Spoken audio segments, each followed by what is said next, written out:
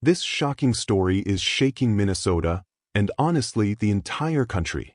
A manhunt is now underway for a suspect in what police are calling a politically motivated assassination, targeting state lawmakers at their homes.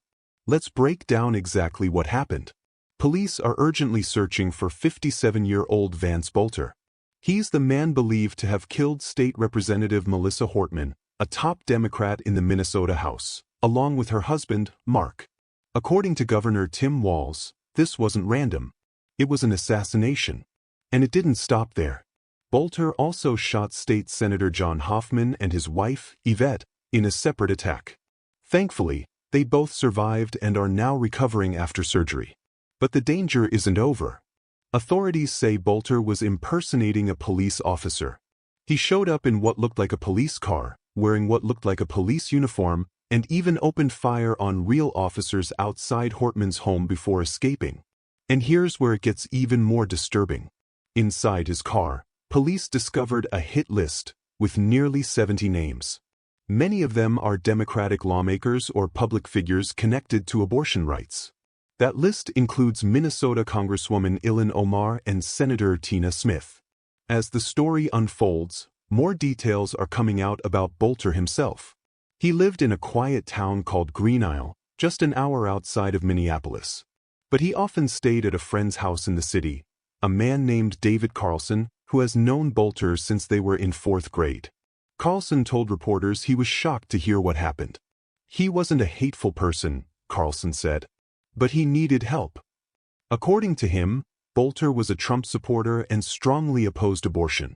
But Carlson insists he never talked about any personal hatred for the lawmakers who were attacked. He talked about a lot of things, Carlson said. Politics wasn't all he was.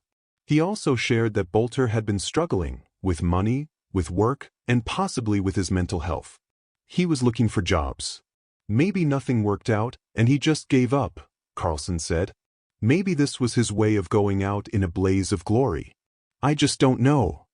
Now, let's go back to how it all started. Early Saturday morning, around 2:08 a.m., emergency services rushed to Senator Hoffman's home in Champlin, Minnesota.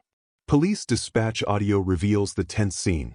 They called for 2 ambulances after learning there were 2 victims with gunshot wounds. Hoffman and his wife were rushed to Mercy Hospital, both with multiple injuries. Then, a little after 3:30 a.m., dispatchers received another call, this time from the home of Representative Melissa Hortman and her husband. They were both found shot and tragically did not survive. Police radio chatter shows just how chaotic things were. At one point, dispatchers said, "We don't know where the shooter is. He might still be in the house, barricaded with firearms."